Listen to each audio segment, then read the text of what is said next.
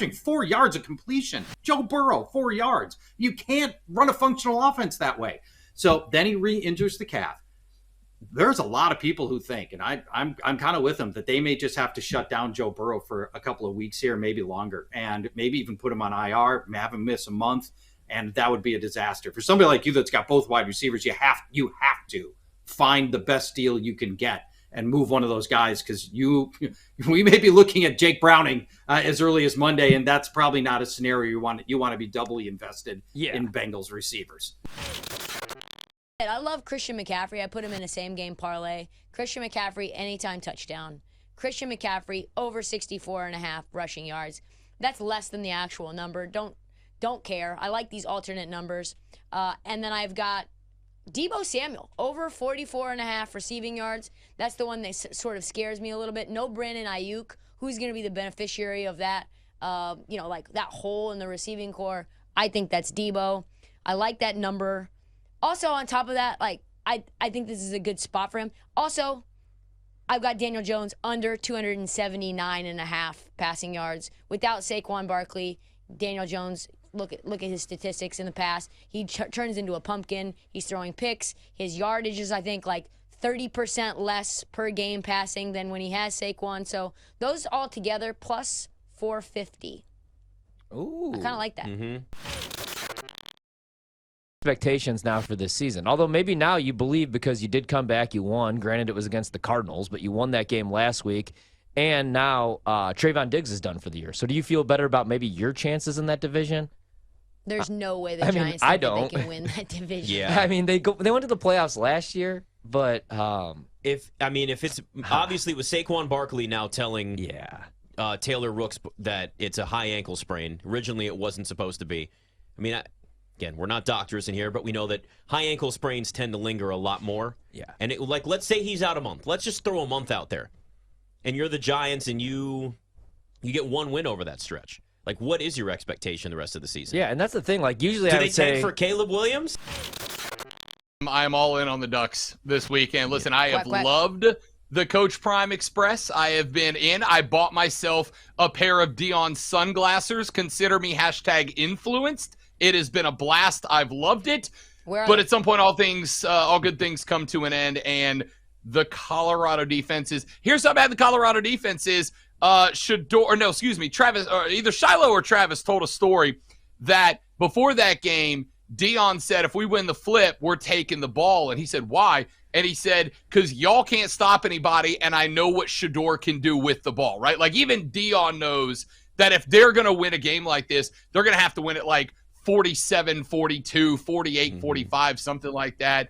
And I just think Oregon is the best they've seen. If Colorado State took them double OT, I don't see any reason why the Oregon Ducks can't do better. So I'm going all in on Oregon, and I'm laying the points on this one hard. I'm also going to bet the over because I do think Colorado's going to put points on the board. I think the over is maybe even an easier bet to make, but I think the Ducks are going to – the only question I have for this game is when Colorado loses the next two by 24 or worse, what happens to all the Prime hype? Like, are people still going to be riding that high if they get smoked by Oregon and USC back-to-back? But it's going to be a fun follow.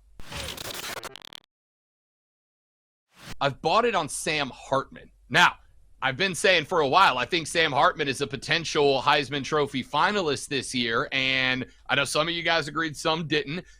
I think Sam Hartman is good enough to outduel Kyle McCord, and I like Kyle McCord, but McCord has not faced anybody that is anywhere near what Notre Dame is going to be able to throw at them so far this year. Kyle McCord has taken a little while to get rolling. He's had the Youngstown State game, did not do anything to overwhelmingly boost my confidence in the Buckeyes. They're a very good team. I'm not taking that away, but I'm going to ride with a quarterback who has seen big-time pressure before. I'm taking Notre Dame at home, and I get that, but Notre Dame fans, I'm going to ask you, are they not like other fan bases where once you stick a single-digit number out front of their name, now all of a sudden all the big-time forever fans are clamoring for tickets? Because I'll tell you, as somebody who grew up around Florida State, all of a sudden, for all those years, when I was going, why the hell aren't you guys going to Doak Campbell when this team is number 22, 23, and night games are having 50,000 people show up? Now, all of a sudden, I got friends in Tallahassee calling me, asking I've got to hook up on tickets because you can't find them because they're a top 4 team. I don't think it's going to be as clear-cut as you think. I think Notre Dame's going to be. I think South Bend's going to be rocking, and I'm rolling with the Irish. Nick Saban has always seemed to put a little something extra into games when he's got a protege that's lined up wearing the headset across from him, and we all know the very long and, dare I say, freaking hilarious history of Joey Freshwater, a.k.a. Lane Kiffin, and the great one, Nick Saban. So this is one where, like, emotionally, I think Nick Saban comes out and he drops 65 on Ole Miss just to prove a point, especially with all this weird smack talk from Lane saying, I think they've secretly replaced their defensive coordinator, you guys. Like, they got another dude running the defense. And I don't believe that. All of that being said, I stay in the camp of, as long as Nick Saban's pulling the strings, they've got a chance. They do have to figure out the quarterback situation. They're going back to Jalen Milroe because Tyler Buckner and company just were atrocious last weekend against USF. But you also got to wonder, does that put a spark under Jalen Milroe, right? Like, maybe he just can't do it. But if he can do it, and week 1 he did what I think a lot of quarterbacks have done and just, I'm the QB at Alabama, let me roll the crimson helmet out there and I'm going to be fine. A little humble pie can go a long way for a lot of different guys, and I wonder if Bama doesn't kind of get back to, let's run the ball. Our pass blocking is average at best, which is not what you're used to in Tuscaloosa. Let's run the hell out of the ball. Let's utilize Jalen Milroe's legs as a weapon as much as his arm. I'm not touching this game, to be honest with you. You'd be more inclined to get me if it was like Bama minus 4.5 than the 6.5.